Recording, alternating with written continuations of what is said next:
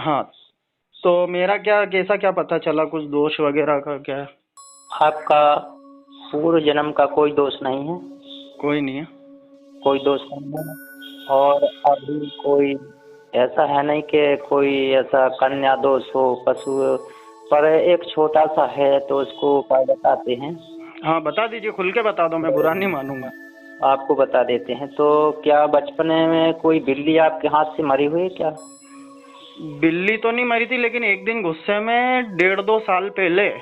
मतलब 2-1 साल पहले की बात, 2-2.5 साल पहले की बात है। एक छोटा सा खरगोश था मेरे पास, मैं बच्चा लेके आया था पालने के लिए उसको। अच्छा। तो एक बिल्ली का बच्चा था, तो हाँ। वो क्या उसका गर्दन पकड़ ली थी, तो मैं गुस्से में आ गया था, तो मैंने चप्पल उठाई और खूब, मतलब फुल पावर से फेंक के मारी थी उसको। तो थोड़ी देर के लिए वो चक्कर खा के गिर गई, इतने में मेरी मम्मी आई और मम्मी ने हाँ। फिर उसको पानी वानी डाल के ठीक करा और उसको फिर छोड़ के आए। मरी नहीं जी। थी। तो क्या वो बिल्ली का आपको दोष लगा हुआ है? तो उसका कैसा क्या निराकरण है फिर? अब उसका ये करना पड़ेगा कि गुरुदेव से हवन करवाना पड़ेगा अपन को, है ना? हवन करवाना पड़ेगा? हवन करवाना पड़ेगा और कुछ भी दिक्कत नहीं है। पर ये आया तो मैंने स्पष्ट बताया फिर आपको कि क्या चीज़ है ना। बिल्ली का दोष है। बिल्ली का दोष लगा हुआ है, गाय का दोष नहीं, कन्या दोष नहीं, अपनी बहन माता का कोई दोष नहीं है, कोई भी दोष नहीं, पूर्व जन्म का कोई दोष नहीं, पितृ दोष नहीं है, आपको कुछ भी नहीं है। पर बिल्ली का दोष है तो स्पष्ट आ गया ना। पूर्व जन्म में भी कुछ भगत अगत था क्या मैं?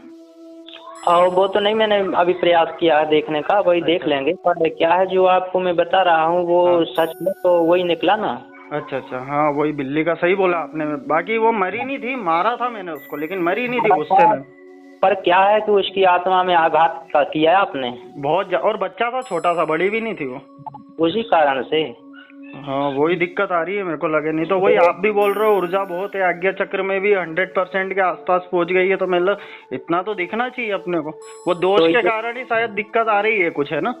उसी दोष के कारण क्या है, उसको आघात किया आपने जी भर के, तो उसको वो दोष लग गया भगवान की इधर, है ना। अच्छा अच्छा। ये नहीं अपन सब देख नहीं पाते, शक्तियाँ सब बता देते हैं, अपन को मालूम चलता है लोग कितना क्या पाप कर लेते हैं जीवन में, है ना। सही। मैंने तो इसलिए खुल के पूछा आपसे कि मुझसे क्या क्या पाप हुए हैं, आप तो बताओ, ताकि सबका प्रायश्चित करूं और क्षमा याचना करूं शक्तियों हाँ से। ठीक है, आप ऐसा करिए, गुरुदेव से हवन करवा लीजिएगा। गुरुदेव को और बता दूंगा मैं, और आप ये रिकॉर्डिंग भी भेज देना एक बार उनको, गुरुदेव को, तो वो सुन के समझ लेंगे एक बार अच्छे से। हाँ, तो आपको उन धनराशि भेज दो गुरुदेव को और हवन करवा लो, है ना। ठीक है, मैं हवन करवा लेता हूँ, उनको बोल देता हूँ कि गुरुजी कर दो, फिर वो दोष हट जाएगा, तो वो अपने को सब क्लियर हो जाएगी सारी चीजें। क्लियर हो जाता है। क्या होता है, जैसे अपन नहा के स्वच्छ हो जाते हैं, ऐसा हो जाता है, अपने जो पाप लगा होता है वो कट जाता है। नहीं, आज के बाद किसी भी जीव को नहीं सताऊंगा जिंदगी में कभी। वो तो उस दिन क्या क्रोधवश आके मैंने इतना ज्यादा गुस्से में आ गया था मैं, कि उस पर हाँ। मेरा हाथ उठ गया। नहीं तो आज तक कभी किसी जीव के ऊपर मैंने हाथ नहीं उठाया, बेजुबान के हाँ, ऊपर। इसको हो जाता है। पर क्या है वो चीज, अब अपन इस मार्ग में आ गए तो तब अपन को समझ में आ रहा है। ऐसे तो बहुत लोगों ने बहुत कुछ करा किया है ना। सही है। हाँ, पर वो वही तो परेशान करता है लोगों को। अब लोग अंधे की तरह घूमते, मेरा ये हो गया वो हो गया, पर लोग नहीं समझ पाते कहाँ कौन सा पाप कौन सा दोष क्या और है वो ना। देखो 2-2.5 साल पहले की बात है, चलो मैंने तो मारा, वो चक्कर खा के एकदम बहरा गई, पर उसने तो दिल से बद्दुआ दी थी मेरे को। हम्म। वही अब। और आज्ञा हाँ। चक्र देखा था क्या, कितना परसेंट हो गया? हाँ। कितना हो गया? प्रणाम दोस्तों, जैसे कि आप सुन रहे थे कि एक त्रिकालदर्शी साधक से एक दूसरा त्रिकालदर्शी बनने की इच्छुक साधक ने सवाल पूछे थे कि ऐसा क्यों हो रहा है, समय क्यों लग रहा है, या दोष कौन से है, ये पूछा। तो उसके सारे दोष बताए। और हर व्यक्ति के जीवन में दोष होते हैं, और गुरु जब तक वो दोष हटाता नहीं तब तक कोई त्रिकालदर्शी बन ही नहीं सकता। ऐसे ही उन्होंने लाखों जप किए या करोड़ों जप किए तो भी त्रिकालदर्शी बन ही नहीं सकता, जब तक गुरुदेव उसको बोलते नहीं कि भाई आज से तुम्हारे दोष हट गए और तुम आज से फ्री हो, जन कल्याण के वचन देता है। और वो उस वचन को तोड़ देता है तो उसके जो दोष होते हैं ना, वो 1000 करोड़ गुना बढ़ जाते हैं। और उसके बाद जो उसके पास धन भागी में होता है वो भी बर्बाद हो जाता है, और बाद में बहुत सारे बीमारियां आ जाती है, और साथ ही कुल भी नष्ट हो जाता है। कुल में भी बहुत अंगू पंगू या बीमार बच्चे पैदा होते हैं। तो जब गुरु को द्रोह करता है, गुरु को जब गुरु इतनी जन्मों जन्मों के पापों को नष्ट करके आपको त्रिकालदर्शी बनाता है, तो वो उसका बहुत वैल्यू होता है। और बहुत सारे लोग उस उन्होंने सिर्फ एक छोटे से बिल्ली को दुख पहुंचाया, और थोड़ा सा उनको हाथ के कारण जो बदवाएं लगी उसके कारण इतनी है कि वो त्रिकालदर्शी बन नहीं पा रहे। और वो दोष हटेगा तभी ये त्रिकालदर्शी बन सकते हैं, नहीं तो करोड़ों जप करे तो भी नहीं होगा। ये और हर व्यक्ति को जब एक गुरु को भी दो क्रोधित में ला देता है, गुस्से में ला देता है, तो उसका तो जीवन व्यर्थ है।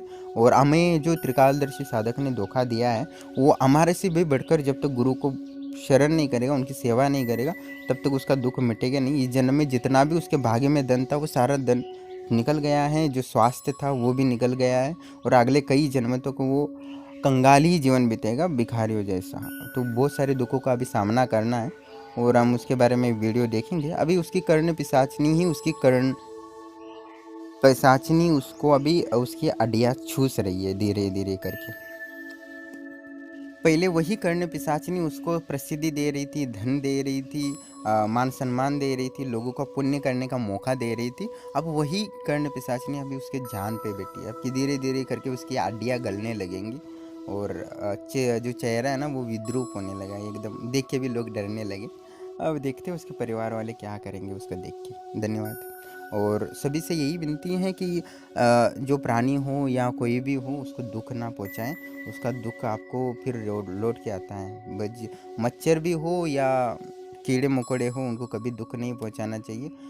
उसका दोष तो लगना तय ही है। किसी को दुख पहुंचाओ मानसिक शारीरिक रूप से उसको, और जो दूसरों का धन छीन लेता है या गलत बेवकूफ़ बना के, उनको भी तो महान दुख का कारण बनेगा। भले ही एक दिन के लिए आप अच्छे से खाना खा लो या अच्छे से रहने की सुविधा प्राप्त हो गलत धन कमाने के बाद, उसके पश्चात आपको वो जो दोष लगेगा वो अगले जन्म या इस जन्म में बहुत मुश्किल से आपको दोष झेलना पड़ेगा और दुख का कारण बनेगा। इसलिए पाप कर्मों से दूर रहे और सत्य पे मार्ग पे चले। भले ही थोड़ा सा दुख होगा पर वो आपके लिए बेहतर रहेगा कि महान दुख से बचना है तो थोड़ा सा दुख आप झेल लो। और अपनी परिस्थिति एक तो बदल जाती है, आज अमीर है तो कब गरीब है, आज गरीब है तो कल अमीर भी बन सकते, इसमें कोई संशय नहीं। प्रकृति सबको एक अवस्था से दूसरी अवस्था तक लेके ही जाती रहे, जीवन परिवर्तनशील है। और जब ईश्वर और प्रकृति के सामने आप सच्चे हो तो आपको कोई बिगाड़ नहीं सकता, कोई आपको आगे बढ़ने से रोक नहीं सकता। आपका मेहनत का फल आपको ज़रूर मिलता है। इसलिए निरंतर मेहनत करे रहो तो अच्छा रहेगा, क्योंकि हमारे जो ब्रह्मा है वो भी निरंतर तपस्या करते हैं, हमारे विष्णु हैं वो भी योग निद्रा में तपस्या करते रहते हैं, और महेश्वर भी निरंतर तपस्या ध्यान मग्न रहते हैं और अपनी ऊर्जा बढ़ाते रहते हैं। उनकी ऊर्जा नष्ट हो जाए तो वो भी संसार को चलाने में अक्षम हो जाएगी, यानी कुछ कर ही नहीं पाएंगे वो। तो इसीलिए शक्ति की ज़रूरत है, इसके लिए निरंतर मेहनत की ज़रूरत है।